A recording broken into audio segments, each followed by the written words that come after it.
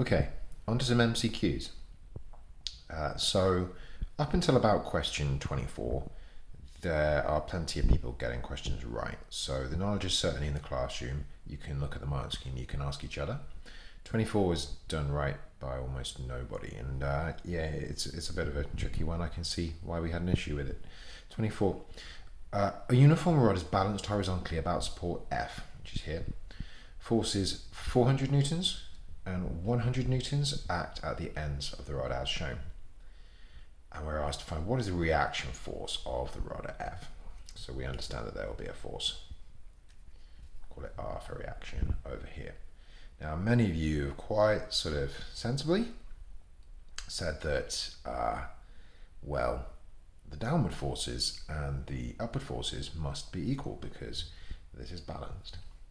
So you've said that the upward force, R, has to be equal to one of the downward forces, which is 400 Newton on the left side, plus 100 Newton on the right hand side, and therefore R must be 500.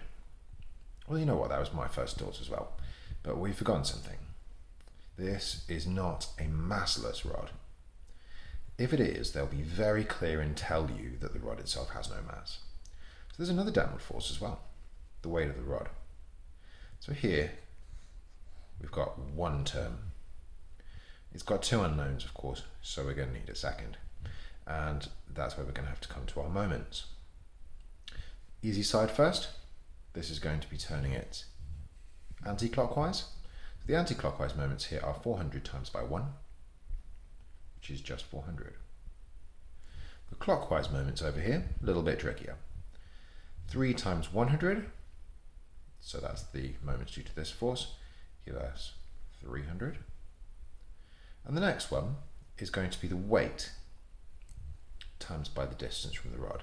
Now the weight, as usual, this is a regular shape, so it will be acting from the centre of mass, which if this is a 4 metre long rod, 1 plus 3 gives us 4 metres, it's going to be 1 metre from F. So it's going to be a distance of 1 times by a force of W, which gives us W. That is my equation number 2.